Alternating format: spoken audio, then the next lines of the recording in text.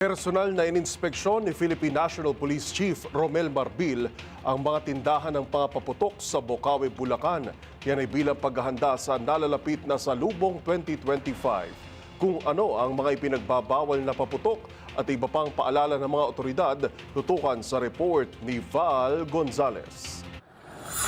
Isang linggo bago ang Pasko at 13 araw bago ang pagsalubong ng bagong taon ay nagsagawa na ng mas maagang inspeksyon ng Philippine National Police sa mga tindahan ng paputok at fireworks o pailaw dito sa Turo, Bocaue sa lalawigan ng Bulacan.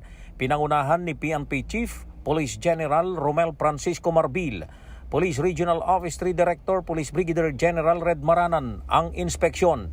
Kabilang na ang iba pang matataas na opisyal ng PNP, Bureau of Fire Protection, Department of Trade and Industry at maging na mga gumagawa at nagtitinda ng mga firecrackers at fireworks dito sa itinuturing na fireworks capital ng Pilipinas.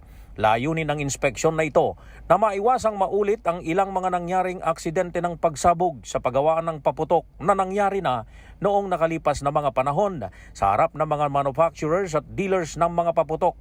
Ay pinatitiyak ni General Marbil na walang makakalusot na iligal na maibebenta sa merkado. Sabi ni General Marbil, isa sa tututukan ng PNP ang bentahan ng paputok online.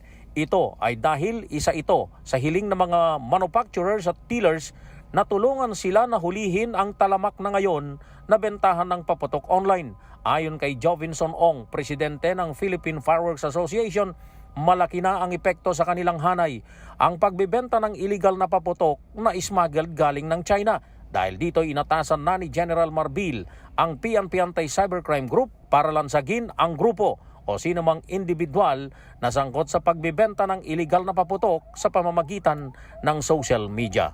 Para sa MBC TV Network News, ako si Val Gonzalez, DZRH, una sa Pilipinas, una sa Pilipino.